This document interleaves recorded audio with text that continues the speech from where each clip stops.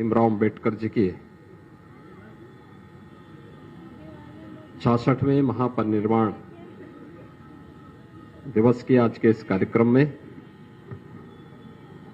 मंच पर उपस्थित मेरे वरिष्ठ सहयोगी, श्रम और सेवायोजन मंत्री श्री स्वामी प्रसाद मौर्य जी, प्रदेश के विधि और न्याय मंत्री श्री ब्रजेश पाठक जी, उत्तर प्रदेश अनुसूचित जाति वित्त एवं विकास निगम के अध्यक्ष डॉक्टर लालजी प्रसाद निर्मल जी,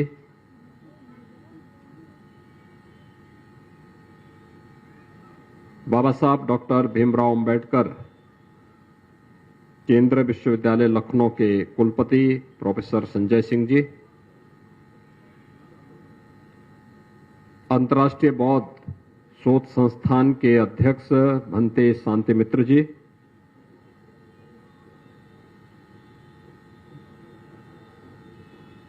अनुसूचित जाति आयोग के अध्यक्ष डॉक्टर राम बाबू हरीश जी, अनुसूचित जाति वित्त एवं विकास निगम के उपाध्यक्ष श्री विश्वनाथ जी, अंबेडकर महासभा के अध्यक्ष प्रोफेसर राम नरेश चौधरी जी, उपाध्यक्ष श्रीमती बीना मौर्य जी, महामंत्री श्री अमरनाथ प्रजापति जी, कोषाध्यक्ष डॉक्टर सत्या दोहरे जी, आज के इस कार्यक्रम में यहां पर उपस्थित सभी बौद्ध भिक्षुगण, अंबेडकर महासभा से जुड़े हुए सभी पदाधिकारीगण और बाबा साहब भीमराव अंबेडकर के सभी उपस्थित अनुयायी, उपस्थित भाइयों बहनों, बाबा साहब भीमराव अंबेडकर के महापरिनिर्वाण दिवस के अवसर पर मैं प्रदेश शासन की ओर से भारत माता के इस महान सपूत भारत रत्न बाबा साहब डॉक्टर भीमराव अंबेडकर को विनम्र श्रद्धांजलि अर्पित करता हूं। बाबा साहब भीमराव अंबेडकर ने इस देश को एक संविधान दिया। संविधान किसी भी संप्रभु संपन्न राष्ट्र के लिए एक मार्ग निर्देशिका होती है जो पूरे देश को एक व्यवस्थित मूल्यों के साथ आगे बढ़ने के लिए एक प्रेरणा प्रदान करती है। बाबा साहब भीमराव अंबेडकर ने संविधान में जिन बातों को उल्लेख करते हुए इसको बार बार कहा था कि आखिर मेरा आदर्श क्या है, यानी संविधान केवल एक पुस्तिका नहीं, एक ग्रंथ नहीं, भारत को क्या चाहिए और अनंत काल तक भारत को कैसे यह संविधान आगे बढ़ाएगा। तो उसमें उन्होंने जिन बातों का उल्लेख किया, केवल 3 शब्दों के आधार पर उन्होंने सब कुछ कह दिया। स्वतंत्रता, समानता और बंधुत्व इस संविधान का आदर्श होगा। अब याद करिए, भारत के संविधान ने देश को सम विषम परिस्थितियों में कैसे एक नई दिशा दी है। कुछ लोगों ने संविधान का गला घोंटने का प्रयास किया था इमरजेंसी के समय में, लोकतंत्र को रौंदने का कार्य किया था, लेकिन पूरा देश एकजुट होकर के जोरदार प्रतिक्रिया व्यक्त किया था, प्रतिकार किया था। और यही नहीं, हम लोग जब इन सब मुद्दों को देकर देखते हैं आखिर एक समता मूलक समाज की स्थापना किए बगैर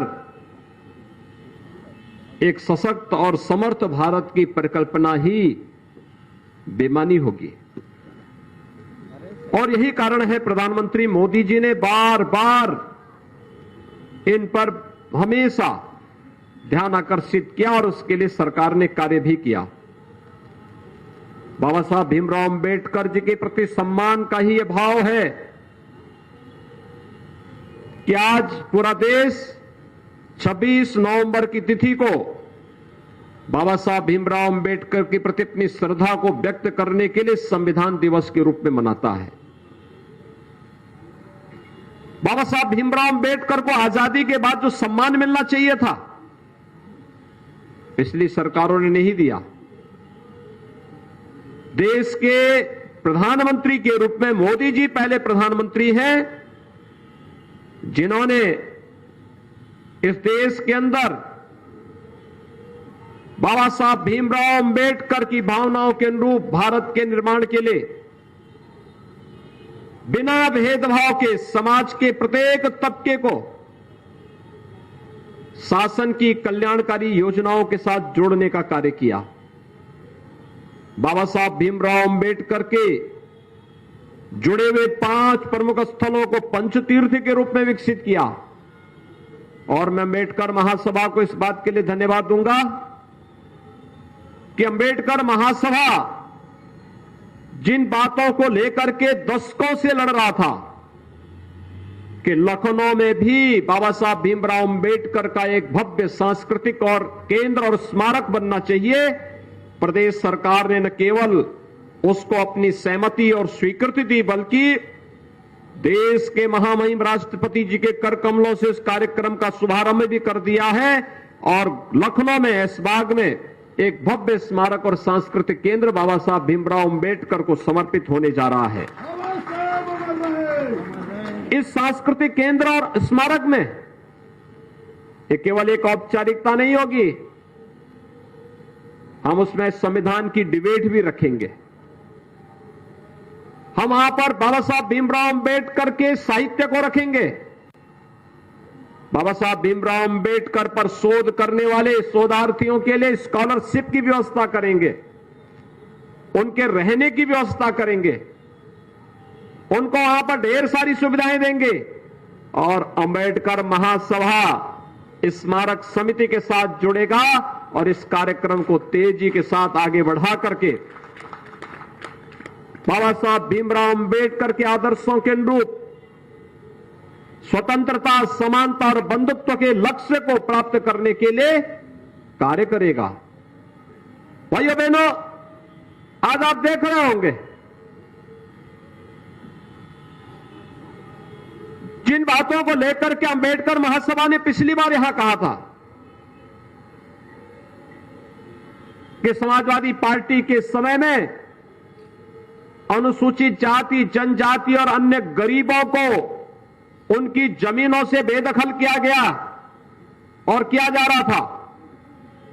जब 2017 में सरकार बनी थी, हम लोगों ने आने के तत्काल बाद कहा था कि ग्राम पंचायत में जहां पर जिसका मकान बना है उसको वहां पर उस जमीन का कब्जा दिलाएंगे और उस पर वहीं पर उसका मकान बनवाएंगे। हम आभारी हैं प्रधानमंत्री मोदी जी के, जिन्होंने पूरे देश के अंदर प्रधानमंत्री स्वामित्व योजना लागू की है और अब तो घरौनी के माध्यम से भी हर एक व्यक्ति को ग्राम पंचायत की जिस भूमि पर जहां पर उसने अपना मकान या झोपड़ी रख ली है उस मकान और झोपड़ी का अधिकार उसको प्राप्त हो गया है। ड्रोन सर्वे किया जा रहा है। ड्रोन सर्वे के बाद ग्राम पंचायत की खुली बैठक होती है और खुली बैठक के आधार पर यह सुविधा दी जाती है। अब तक उत्तर प्रदेश में 22 लाख परिवारों को ऐसे कब्जे दिए जा चुके हैं। एक बड़ी क्रांति इसके माध्यम से आने जा रही है। स्वामित्व योजना, प्रधानमंत्री स्वामित्व योजना, हर गांव में यह अभियान चलाया जा रहा है।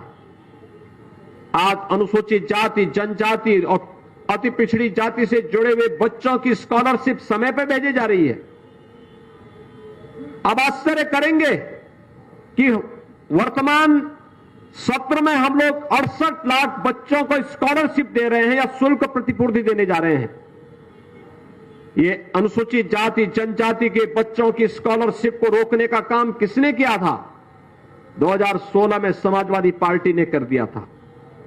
ये लगातार समाज को बांटने वाले लोग हैं, इनसे आप कोई विशेष उम्मीद मत करिए। ये विभाजनकारी मंशा के साथ देश के संविधान और भारत के उन महापुरुषों का अपमान करेंगे जिन लोगों ने देश के संविधान के निर्माण में योगदान किया, जिन्होंने समाज के रूढ़िगत और विपरीत तमाम उन विसंगतियों को दूर करने के लिए आवाज उठाई।